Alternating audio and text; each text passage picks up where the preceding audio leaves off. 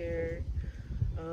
I'm just outside and the weather is so weird. Last night it was about like 90 degrees kind of or above all over LA County. I woke up at like 1 in the morning to some pouring rain and some it definitely feels like Hawaii weather. So we got some cumulonimbus right here that's causing some rain. I'll just give you a quick update of the backyard. Got a new strawberry plant right here. It took a little beating in the heat, but I believe these are like pink strawberries, even though they look like normal strawberries. Let me actually eat this one.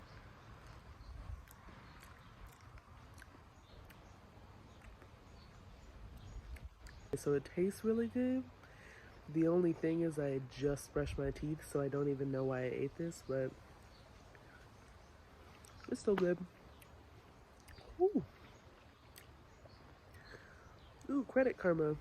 So over here, it's looking a little dry, but ooh, the mango tree's probably loving this. So I don't know, I didn't show this, but I planted some mango scraps, and then this popped up like 2 months later, and it's just doing so well. It's probably about like, I don't know, what's that? 4 inches and some change, 5 inches high. So I got rid of the little lettuce. There's some left, but the carrots are doing well here. This lemon balm is going crazy. Ooh, the wind. And it has these little trumpet flowers, which I think are gorgeous. Succulents are doing very well. Rosemary's doing good. Lemon balm just all over the place is just gaining good momentum. Each of these sticks is for some Yukon gold potatoes, so those should be popping up fairly soon. And then we have this random piece of chamomile, which is always cool. Then we got this piece of a tomato that it was attached to another tomato plant, and then like I think a slug came and ate it, but it's still popping back up, so I'm fingers crossed for this tomato. Then we got some the herb hyssop, so I'm just gonna let this grow before I transplant it, but it smells so good. All that area is so dry because we just got a letter in the mail that was talking about how we can get fined, what is it, $500 per time that the sprinklers go on the days they're not supposed to. So we're doing good on the ground cover. These are baby's tears. We got some weeds that we got to pick out right here, but other than that, it's doing pretty well. I'm really excited about this. They're even starting to creep up on the wall, which is cool. And then what do we got here? This is doing so beautiful. Her name's Nadia.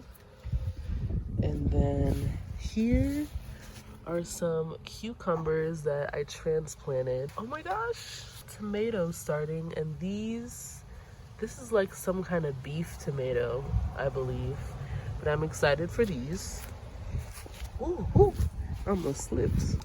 And then these really shocked me. These are beautiful because if you look at these are right across the yard.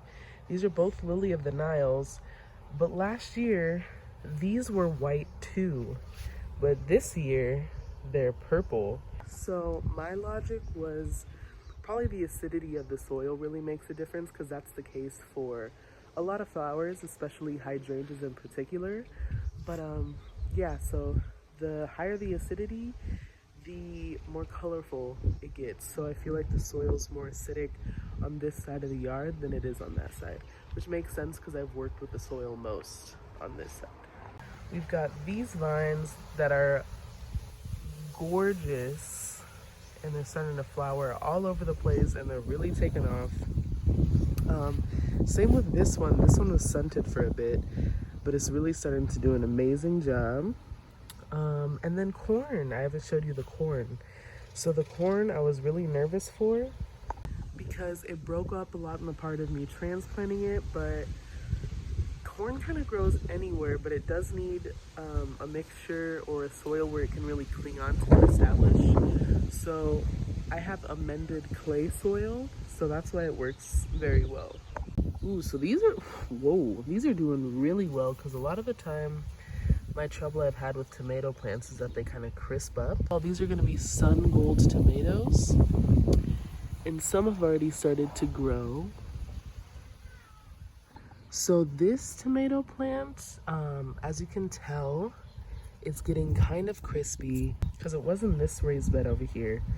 So my best guess is that happened or is happening in the acclimation process. Maybe I can take some of these bottom branches off just to conserve energy and the ones that are crispy. So now all the energy is focused in on the future flowers. Now this is about to be potato land. So all these are, I think they're still Yukon Golds. Oh, look, a bee. Hi, bee. Okay, now grow, work. And this is the cover crop that's just been growing, and all of these sticks are gonna be, yes, potatoes. And these have been really cool. So these, the tomatoes and these marigolds, I feel like they're called firecracker or fireball marigolds. They were all in this bed, but they weren't doing too good. So I was like, executive decision, I'm just gonna stick them in the ground. And then I planted some carrots around. So the carrots are starting to take up. I planted them all in a row here. But then I didn't realize, because before I put this amendment mixed with like a topsoil in there, I planted calendulas, but because it was so windy, they didn't get enough moisture. But now all of these calendulas are starting to pop up. So we got basically a forest of basil going on. So these right here, when it starts to collect like this in basil, this means that it's gonna start to flower. So basically it's gonna start to send up a bunch of flowers, really pretty plumes. The gag is, when the plant starts to flower, the basil loses all of its flavors. So you're always gonna wanna come in and like clip down to here, just snip the top off, and then it'll allow the plant to continue to put out growth and put out double heads like this. So this is a good example of what happens when you lop one off the top. It just starts to grow in two different directions. Finally, I just needed to give it like 10 tons of water, but my strawberries are starting to grow and they're gonna start putting out runners, so this whole thing can be strawberries. This, okay, if you watch my other videos, I was talking about how this is stunted, but I just started watering it like crazy, like every single day, and look at all of this new growth. Like this popped up within like a week, so it's really taken on that green color. I fertilized it a little bit and it's just starting to look beautiful. Oh no, I was out yesterday, so I didn't get to pay close enough attention to my tomatoes. And these are the Alpine White Soul. These are pretty delicate, so these you have to watch, because or else they crisp up like this. So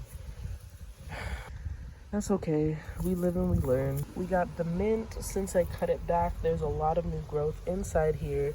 I do need to give it a good watering, but these weather changes, this global warming is just really taking a toll on like the predictability of the garden and kind of what I want to do.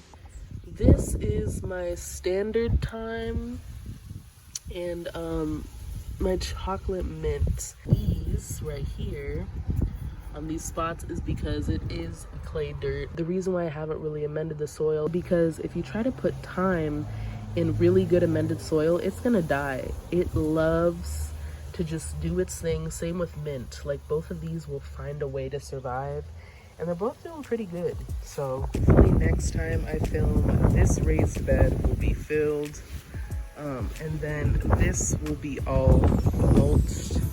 Oh, And also an update on my Black Prince tomatoes. So they're doing cute. Obviously, I think this is done with its... Why is my hair up in here? How is that even possible? Okay, ignore that. But we still got some tomatoes popping up. I feel like this is on its last legs, if I'm being completely honest. But that's okay. I'm still happy of what I got from here. Ooh! Ooh! Alright. Here is the second Black Prince tomato. I didn't show the best part about after I pick my tomato, and that's eating it. So, Black Prince tomato. Oh, I busted open from here.